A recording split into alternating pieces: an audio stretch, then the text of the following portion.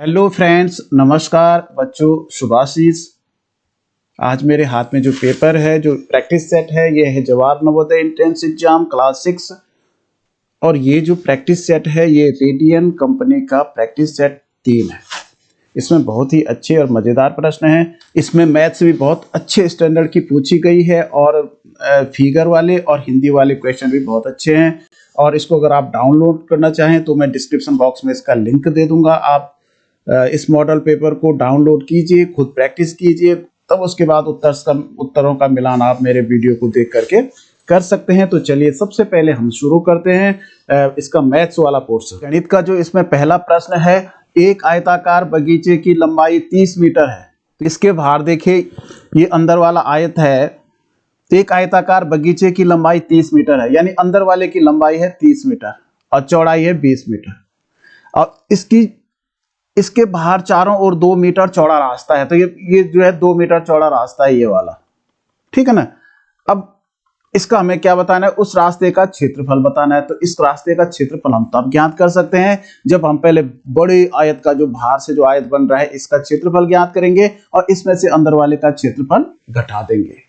तो बाहर वाले का एरिया, यहाँ पे जरा आपको दिमाग से काम लेना है कि अंदर वाले आयत की लंबाई 30 मीटर है, तो बाहर ये 2 मीटर चौड़ा रास्ता है, तो 2 इधर बढ़ गया, 2 इधर बढ़ गया, तो इसकी लंबाई 34 हो गई। और चौड़ाई 20 थी, तो यहाँ से 2 इधर बढ़ गया, 2 इधर बढ़ गया, तो 20 में 2 और 2 4 बढ़ गया, तो 24 हो गए। तो बाहर वाले का क्षेत्रफल हो गया 34 गुणा 24, 16 वर्ग मीटर स्क्वायर। अंदर वाले का क्षेत्रफल तो 30 मीटर लंबा है, 20 मीटर चौड़ा है, तो 3 दूनी 6, 600 वर्ग मीटर हो गया मीटर स्क्वायर। तो इसको घटा दीजिए, तो 216 मीटर स्क्वायर हो गया रास्ते का क्षेत्रफल। 80 के चौथाई और 20 के 20% का अंतर ज्ञात कीजिए। 80 का चौथाई, 80 का मतलब गुणा, चौथाई का मतलब 1/4, और 20 का 20% का मतलब 20/100, 20/100।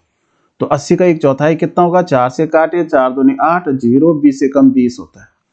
और इसका देखिए 2 जीरो ये कटे, 2 जीरो ऊपर भी कटे, 2 2 4 होते हैं। तो इसमें अंतर बताना, तो 20 में से आप 4 कम कर दो, तो 16 का अंतर होगा। रुपए 2000 की धनराशि पर 5 वर्ष बाद एक बैंक 3000 वापस करता है, ब्याज की प्रतिशत दर क्या होगी। देखिए पहले मूलधन जो है 2000 होता है, 2000 है, और दर हमें ज्ञात करनी है, x मान लीजिए, और समय दे रखा है 5 वर्ष। और जब इन तीनों में से एक चीज ज्ञात करनी हमें होती है, तो इसका मतलब हमें इसमें ब्याज दिया हुआ होगा। तो ब्याज दिया नहीं है, यहाँ मिश्र धन दे रखा है, 2000 के 3000 बन गए। तो हमने दिमाग से सोचना है, जब 3000 टोटल मिले, उसमें 2000 हमारे थे, तो इसमें से जो है मिश्र धन में से मूलधन कम कर देते हैं, तो इसका मतलब 1000 रुपये ब्याज होगी। अब उसी फॉर्मूले से आप कर सकते हैं, मूलधन गुणा दर गुणा समय। तो मूलधन हो गया 2000, गुणा दर हमें ज्ञात करनी है, गुणा समय 5 हो गया, बटे 100, और बराबर साधारण ब्याज हो गया 1000 रुपये। अब यहाँ हम x का मान ज्ञात करेंगे, तो x बराबर हो जाएगा, तो 1000 तो अपनी जगह रहेगा, गुणा ये 100 जो नीचे था ये ऊपर चला जाएगा, पक्षांतर होने पे 2000 नीचे था, ये ऊपर है, ये नीचे, और गुणा 5 भी नीचे। 2000 के 3 जीरो कटे, इसके 3 जीरो कट गए, 5 से आप 100 को काट लो, तो 5 दूनी 10, अब 0 का 0, यानी ऊपर 20 से कम 20, नीचे कुछ नहीं बचा, तो 20% की दर से लिया गया था। एक 280 मीटर लंबी रेलगाड़ी की गति 60 किलोमीटर प्रति घंटा है। देखिए ये रेलगाड़ी है 280 मीटर लंबी। थोड़ा दिमाग से ये करने होते हैं, जरा भी मिस्टेक होने पे गलत हो जाता है। यह रेलगाड़ी 220 मीटर लंबे प्लेटफॉर्म को पार करने में कितना समय लेगी। अब इस प्लेटफॉर्म को पार कर रही, अगर आदमी को पार कर रही होती या किसी पोल को पार कर रही होती, तो इसमें हमने केवल इसी को दूरी मानना था, क्योंकि अपनी लंबाई के बराबर दूरी तय कर रही है। लेकिन ये रेलगाड़ी खुद 280 मीटर लंबी है, अब प्लेटफॉर्म भी है जो 220 मीटर लंबा है। तो इसका मतलब इसको दोनों दूरियां तय करनी है, 280 मीटर भी और 220 मीटर भी। तो इन दोनों को आप जोड़ दो, तो कुल दूरी हो गई, इसको जोड़ेंगे 280 में, तो 0 8 2 10 का 0, 2 2 4 1 500 मीटर। यानी इस रेलगाड़ी को 500 मीटर चलना पड़ेगा, ये इसकी दूरी है। तो समय बताना है, तो समय यहाँ देखिए सेकंड में हमें बताना है और चाल दे रखी है किलोमीटर प्रति घंटा में। तो सबसे पहले हम क्या करेंगे, इसकी चाल 60 किलोमीटर प्रति घंटा है, तो 60 को अगर हम 5/18 से गुणा कर दें तो ये चाल मीटर प्रति सेकंड में हमारी निकल जाती है। तो ये देखिए 6 3 18 और 6 कम 6 10 हो, 10 5 50, तो 50/3 मीटर प्रति सेकंड इसकी चाल हो गई, यानी 1 सेकंड में 50/3 मीटर जा रही है ट्रेन। अब हमें यहाँ समय ज्ञात करना है, तो समय बराबर होता है दूरी बटे 4, तो दूरी हो गई 500 मीटर और बटे चाल हो गया 50/3, तो 50 नीचे बटे 3 जो है ऊपर चला जाएगा। तो ये देखिए 50 0 से 0 कटा, 5 10 आंसर कैसे भी काटो, 50 से कम 50 है, 0 से भाग देके 0, तो 10 या 30, यानी 30 सेकंड का समय लगेगा। निम्न कथनों में कौन सा सत्य नहीं है? दो विभिन्न अभाज्य संख्याओं का मौसौ 1 होता है। तो देखिए अगर दो अभाज्य संख्याएं हैं तो इसका मतलब उसमें किसी का भी भाग नहीं जाता है, केवल एक को छोड़ करके, तो उन दोनों का मौसौ हमेशा 1 ही होगा। उसी तरह से दो क्रमिक सम संख्याएं, सर दो सह अभाज्य संख्याओं का मौसौ 1 होता है। जो दो सह अभाज्य होते हैं, सह अभाज्य उन्हीं को कहते हैं जिन दोनों संख्याओं का मौसौ 1 होता है। जैसे 20 है और 21 है, तो 20 तो भाज्य है लेकिन ये 21 अभाज्य, 20 भी भाज्य है 21 भी भाज्य है, लेकिन इन दोनों का अगर हम मौसौ लेंगे तो 1 होगा। या 20 और 23 का ले लो, आप किसी भी दो संख्याओं का ले लो जिनका मौसौ 1 आता है, वो दोनों सहअभाज्य होती है। दो क्रमिक सम संख्याओं का मौसौ 2 होता है, ये भी बिल्कुल सही है।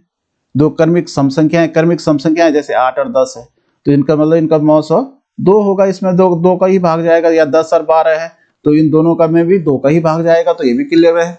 तो किसी एक सम संख्या तथा एक विषम संख्या का मौसौ सम संख्या होता है। अगर कोई एक सम संख्या है और एक विषम संख्या है तो उसका मौसौ कभी सम संख्या हो ही नहीं सकता है, क्योंकि विषम संख्या में सम संख्या का भाग नहीं जाता है, उसको डिवाइड नहीं कर पाती है सम संख्या। तो इसका मतलब आंसर डी वाला होगा। 3 4 0 तथा 7 से बनने वाली सबसे छोटी और सबसे बड़ी संख्या का योग होगा। तो यहाँ योग पूछ रखा, तो पहले हम सबसे बड़ी संख्या बना लो, 7 4 3 0, ये संख्या बन गई। और इससे छोटी संख्या बनाने के लिए सबसे पहले हम 0 तो लिख नहीं सकते, तो 3 लिखेंगे, तब 0 लिखेंगे, तब 4 लिखेंगे, तब 7 लिखेंगे, इसका योग करना है। तो ये 7 और 4 3 7 और 4 और 7 और 3 10, 10,477। भाग के प्रश्न में यदि भाजक 51, भागफल 16 तथा शेष फल 27 हो तो भाज्य होगा। भाग के प्रश्न में हम भाग और भागफल का, भाजक और भागफल का गुणा कर देते हैं। तो भाजक हो गया 51 और इसको गुणा कर दीजिए 16 से, तो 16 कम 16, 16 पंजे 80 और 1 81 हो गया। और इसमें क्या करते हैं, जो शेष आता है उसको जोड़ देते हैं, 27 को, 743 होगी। ठीक, 1 से 7 तक की संख्याओं में कितनी अभाज्य संख्याएं हैं? 1 से 7 तक की संख्याओं में से कितनी अभाज्य संख्याएं हैं? तो देखिए 1 से 7 तक अभाज्य संख्या सबसे पहले 2 है, उसके बाद 3 है, उसके बाद 5 है और उसके बाद 7 है। तो 1 2 3 4 अभाज्य संख्याएं ये भिन्न दी हुई है। इसको आपने अवरोही क्रम में लिखना है। अवरोही क्रम का मतलब होता है घटते हुए क्रम में। तो घटते हुए, इसको देखिए इसमें बहुत आसान है क्योंकि इसके हर समान है।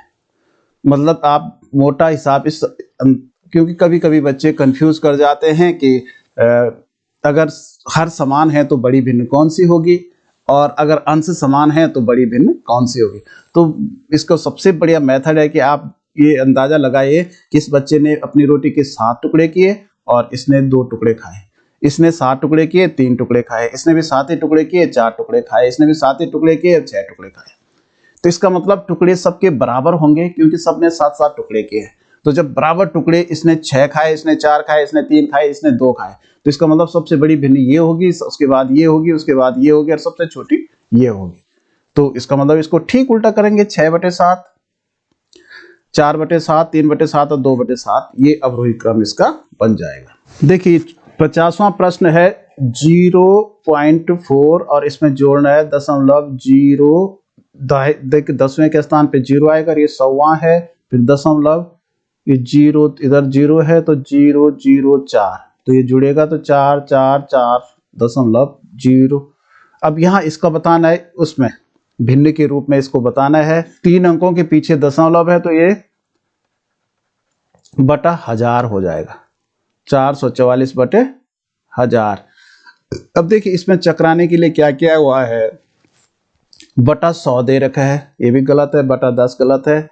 तो हम इसको काटेंगे, पहले देखो 2 से काटो आप इसको, वैसे तो 4 से भी कट रहा है, 4 एकम 4, 4 एकम 4, 4 एकम 4, और यहाँ देखिए 4 दूनी 8, सॉरी 20 हुआ, 4 पंजे 20 और 0 200, तो 111 बटे 250 आंसर आएगा।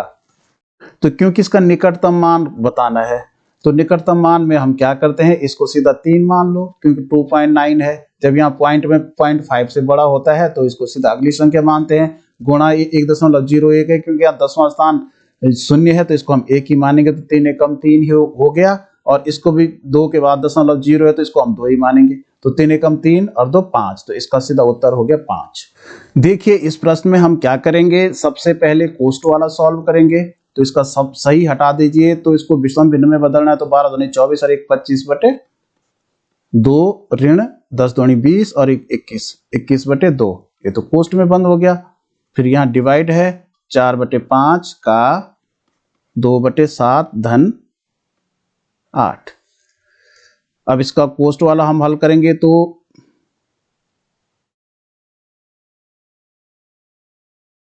25 में से 21 गया, 4 बटे 2 बचा। अब ये डिवाइड है तो इसको, क्योंकि हम सबसे दूसरे नंबर पे डिवाइड सॉल्व करना है, तो इसको गुणा करके और उल्टा कर दो, 5 बटे 4, और फिर का 2 बटे 7 धन 8। तो यहाँ देखिए 2 2 तो कट गया, 4 4 भी कट गया, तो 5 बटे 7 धन 8 हुआ, तो 8 बटे 1, तो इसको नीचे बराबर करने के लिए 7 से गुणा करना पड़ेगा, तो ये 8 7 56 और 56 में 5 जोड़ के हो गया 61 बटे 7 आंसर। तो 7 से हम 61 को डिवाइड करेंगे, तो 7 8 56 और 11 में से 6 गया 5, तो 5 बटे 7, 8 सही 5 बटे 7 आंसर आएगा। 6 के प्रथम 4 गुणजों का योग है, तो 6 के प्रथम 6 कम 6, 6 दूनी 12, 6 3 18, 6 चौको 24, 4 गुणज हो गए, तो इसको अगर हम जोड़ेंगे तो इसका योग हो गया 60। ठीक है, उसने रुपए 30 मजदूरी पर खर्च किए, तो देखिए 870 में बोरी खरीदी, 30 इसने और खर्च किए, तो इसी के कॉस्ट प्राइस में जुड़ जाता है, यानी क्रय मूल्य में जुड़ जाएगा, तो ये इसकी कीमत हो गई 900 रुपए। इसका मतलब उसका जो रेट पड़ा उसको बोरी खरीदने का, वो 900 की उसको बोरी पड़ी। 3% लाभ प्राप्त करने के लिए वह चीनी की बोरी कितने रुपए में बेचे, तो यानी 900 का हम पहले 3% ज्ञात करेंगे कितने रुपए होता है, तो 3% का मतलब 3 बटे 100, ये 2 जीरो कट गए, और 9 तिया 27 रुपए, इसका मतलब 27 रुपए प्रॉफिट पे वो बेचेगा, तो 900 में हम 27 रुपए को जोड़ देंगे, तो इसका मतलब वो 927 रुपए में उस बोरी को बेचेगा, तो उसको 3% का फायदा होगा। 10 मीटर कपड़े का मूल्य 800 है, 18 मीटर कपड़े का मूल्य कितना होगा। तो देखिए 10 मीटर कप, यहाँ सबसे बढ़िया तरीका होता है, एक तरफ मीटर लिखिए, एक तरफ मूल्य, एक एक नियम के सवाल बहुत आसानी से सॉल्व हो जाते हैं। तो 10 मीटर का मूल्य जो है 800 रुपए है, तो 18 मीटर का मूल्य कितना होगा, 100 रुपए। तो यहाँ मूल्य बढ़ेगा, मीटर बढ़ेंगे तो मूल्य बढ़ेगा, तो तीर का निशान एक ही तरफ होगा, तो इसका तीर का निशान का मतलब x बटे 800 बराबर 18 बटे 10। तो ये x बटे 800 क्या है, 800 का हम पक्षांतर करेंगे, अगली लाइन पे मैं यहीं पे कर रहा हूं, तो गुणा 800 ऊपर चला जाएगा पक्षांतर होने पे, तो ये 0 से 0 कट गया, तो 18 गुणा 80 हो गया, तो 18 0 का 0, 18 18 144। 18 मीटर कपड़ा 1440 में आएगा। दो संख्याएं 3 बटे 8 के अनुपात में है, यदि पहली संख्या 33 है, तो देखिए इनका अनुपात दो संख्याओं का 3 बटे 8 है, इसका जो समानुपात होगा, तो पहली संख्या 33 है तो दूसरी संख्या x होगी। तो वैसे तो आप मोटा मोटा सोच ही सकते हैं कि 3 की जगह 33 आ गया, यानी 3 से कितने से गुणा करें कि 33 हो जाए, तो 3 गुणा 11, तो 8 को भी हम 11 से गुणा करेंगे, 11 8 88 आएगा।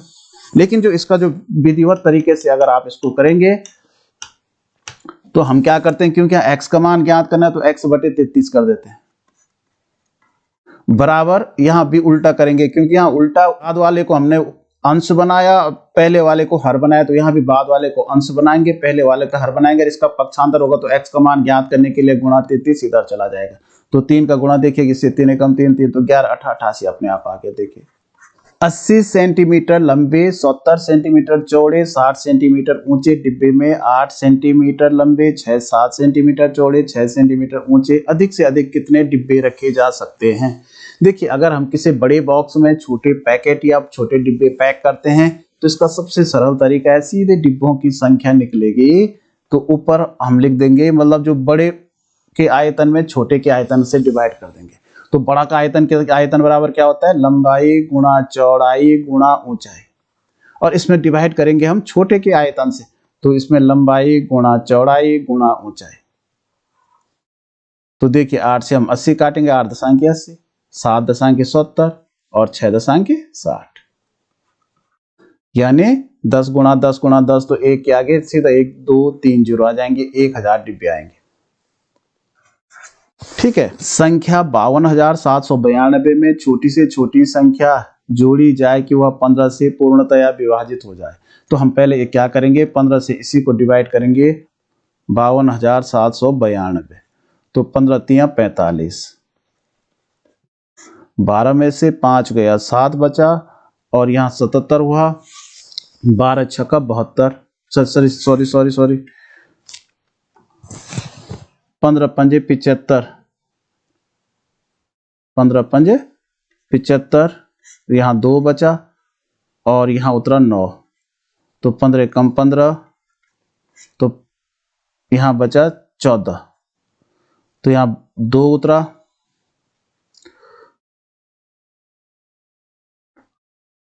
15 नमा 135, तो यहाँ 142 है, इसके नीचे 135, तो यहाँ देखिए शेष बचा, 12 में से 5 गया 7 बचा।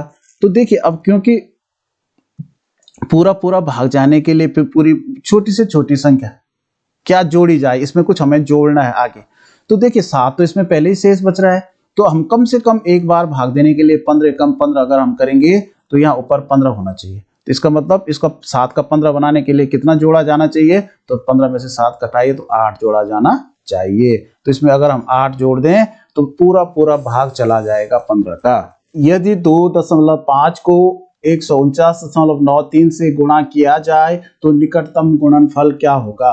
तो पहले हम देखते हैं, इसका हम निकटतम मान पहले ही ले लेते हैं, क्योंकि 149 के बाद 0.9 है, तो जब 0.5 से बड़ी कोई संख्या होती है तो सीधा इसको 150 मान लो, अगली संख्या हम मान लेते हैं, और ये गुणा 2.5 ही रहने दो, फिर देखते हैं अगर ये नहीं होगा तो इससे अगर उत्तर नहीं मिलेगा तो हम सीधा इसको 2.5 का 3 भी कर सकते हैं। ठीक है ना, तो सीधा 25 जीरो का 0, 25 पंजा 125 का 5 हासिल 2, 25 पंजा 125 का 5 हासिल 12, 25 से कम 25 और 12 37, एक अंक के पीछे दशमलव यानी 375 होगा। तो देखिए 375 इसमें आ गया। अगर मैं इसको 3 मानता हूं तो 15 तिया 45, तब उत्तर आ रहा है 450। तो 450 इसमें नहीं है तो इसलिए इसको 2.5 से ही गुणा करेंगे। निकटतम मान केवल हम इसका पहले लेंगे, इसको ऐसे ही रखेंगे। एक व्यक्ति ने ₹20 प्रति दर्जन के भाव से अंडे खरीदे, प्रति दर्जन का मतलब 12 अंडे खरीदे 20 रुपए के, तथा 2 प्रति अंडे के भाव से बेच दिए, यानी एक अंडा 2 रुपए का बेचा, तो 12 अंडे कितने के बिके, 12 अंडे इतने बिके 24 रुपए के। ठीक है, सौदे में उसका प्रतिशत लाभ, तो लाभ प्रतिशत ज्ञात करना तो पहले हम लाभ निकालेंगे। तो लाभ क्या करते हैं हम, क्रय विक्रय मूल्य में से क्रय मूल्य घटा देते हैं। तो क्योंकि ज्यादा में बिका और कम में खरीदा तो लाभ हो रहा है, तो लाभ हो रहा है कितने, 24 में से 20 गया तो 4 रुपए का। और लाभ प्रतिशत के लिए हम क्या करते हैं, लाभ प्रतिशत बराबर होता है लाभ गुणा 100, तो लाभ हो गया 4 रुपए गुणा 100 और बटे क्रय मूल्य 20 रुपए। तो देखो 0 से 0 कटा, 2 एकम 2, 2 दूनी 4, तो 10 दूनी 20, यानी 20% का लाभ उसे हुआ। इस तरह से ये पेपर गणित का समाप्त हुआ। अगर आपको अच्छा लगे तो लाइक और शेयर जरूर कीजिएगा, और इस प्रैक्टिस सेट का हिंदी और इंटेलिजेंस वाला टेस्ट अगर आपने नहीं देखा है तो उसका लिंक मैं डिस्क्रिप्शन बॉक्स में दे रहा हूं, वहां से आप लिंक से आप फिगर वाले और हिंदी वाले क्वेश्चन देख सकते हैं। Okay bye.